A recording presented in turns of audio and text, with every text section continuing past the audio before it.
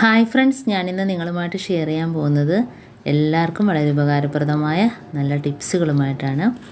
അപ്പം എൻ്റെ ഈ വീഡിയോ സ്കിപ്പ് ചെയ്യാതെ കണ്ടാൽ മാത്രമേ മനസ്സിലാവുകയുള്ളൂ.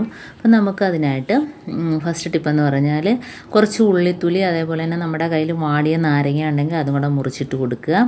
അപ്പോൾ അതും ഉള്ളിത്തൊലി, വെളുത്തുള്ളിയുടെ തൊലി എല്ലാം കൂടെ നമുക്കൊരു പാത്രത്തിനകത്തോട്ട് ഇട്ട് കൊടുക്കാം.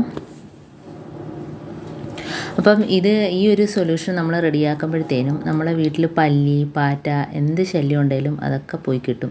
ഇനി കുറച്ച് വെള്ളം ഒഴിച്ച് നമുക്ക് അടുപ്പത്ത് വയ്ക്കാം. അപ്പം ഏകദേശം 2 ഗ്ലാസ് വെള്ളം ഞാൻ ഒഴിച്ചു കൊടുത്തിട്ടുണ്ട്. ഇനി നമുക്ക് അതിനകത്തോട്ട് ലൈസോൾ ഒഴിച്ചു കൊടുക്കാം. അപ്പോൾ ഇതില്ല എങ്കിൽ നമുക്ക് ഡെറ്റോൾ വേണമെങ്കിലും ഒഴിച്ചു കൊടുക്കാം. ഇനി കുറച്ച് ബേക്കിംഗ് പൗഡറും കൂടി ഇട്ട് കൊടുക്കുന്നുണ്ട്. 1 ടീസ്പൂൺ അളവിൽ ബേക്കിംഗ് പൗഡറും കൂടി ഇട്ട് കൊടുക്കുന്നുണ്ട്, എന്ന് വെച്ചാൽ ബേക്കിംഗ് സോഡ. അപ്പോൾ അതും കൂടി ഇട്ട് കൊടുത്തതിന് ശേഷം നല്ലോണം ഒന്ന് തിളപ്പിക്കുക. അപ്പം ഞാനിത് രാത്രിയിലാണ് ചെയ്ത് വയ്ക്കുന്നത്. അപ്പം നമുക്ക് രാവിലെ ഇതെടുത്തിട്ട് വേണം നമുക്ക് എല്ലായിടത്തും ഒന്ന് സ്പ്രേ ചെയ്ത് കൊടുക്കാനായിട്ട്. അപ്പോൾ അതുകൊണ്ട് നല്ലോണം തിളച്ച് വന്നിട്ടുണ്ട്. കളറൊക്കെ നല്ലോണം അതിനകത്ത് ഇളകിയിട്ടുണ്ട്, കണ്ടോ.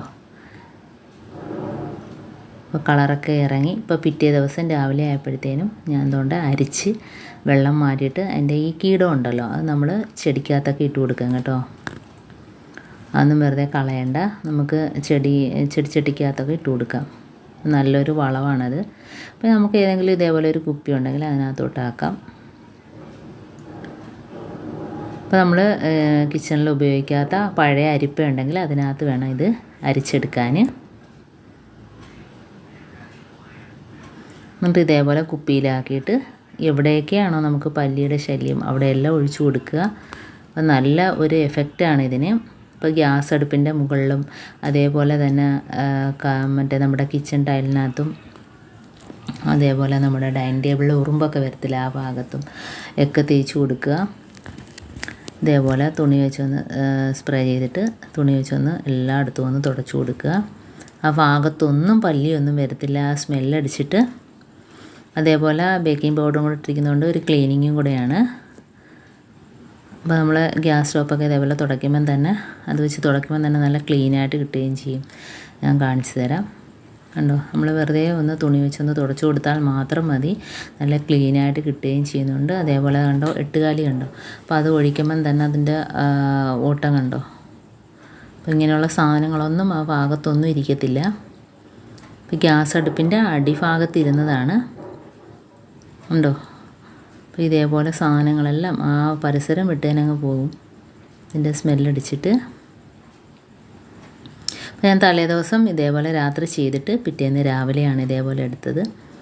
ഇതേപോലെ തന്നെ നമ്മുടെ ഡൈനിങ് ടേബിളിൻ്റെ പുറത്തൊക്കെ പല്ലി, ഉറുമ്പൊക്കെ വരുന്ന സ്ഥലത്തൊക്കെ ഇതേപോലെ ഒന്ന് സ്പ്രേ ചെയ്തിട്ട് നമുക്ക് തുണി വെച്ചൊന്ന് തുടച്ചു കൊടുക്കാം.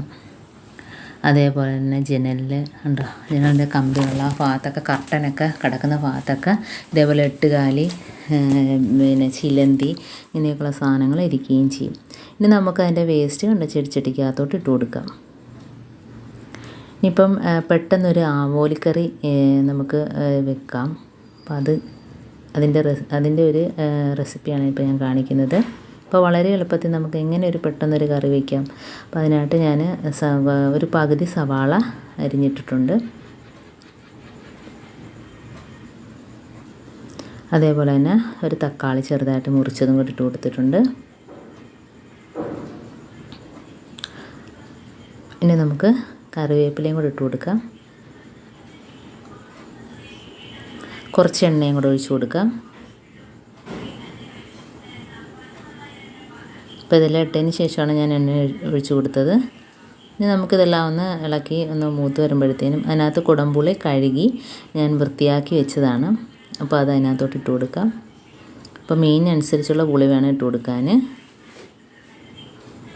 അപ്പോൾ ഇതെല്ലാം കൂടെ ഇളക്കി കൂട്ടിയതിന് ശേഷം ഇനി നമുക്ക് മുളക് പൊടിയും കൂടി ഇട്ട് കൊടുക്കാം. അപ്പോൾ മുളക് പൊടിയും കൂടെ ഇട്ട് കൊടുത്തിട്ട് നമുക്ക് ആവശ്യത്തിനുള്ള വെള്ളം ഒഴിച്ചു കൊടുക്കാം.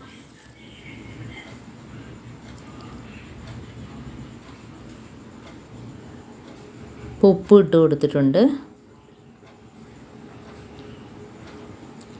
ഇനി നമുക്ക് മീൻ എത്ര മാത്രം ഉണ്ടോ അതനുസരിച്ചുള്ള വെള്ളം ഒഴിച്ച് കൊടുത്തതിന് ശേഷം കറി തിളയ്ക്കുമ്പോഴത്തേന് മീനിട്ട് കൊടുത്തിട്ടുണ്ട്. ഇപ്പോൾ വളരെ എളുപ്പത്തിൽ നമുക്ക് പെട്ടെന്നൊരു കറി ഉണ്ടാക്കണമെങ്കിൽ ഇങ്ങനെ ചെയ്താൽ മതി.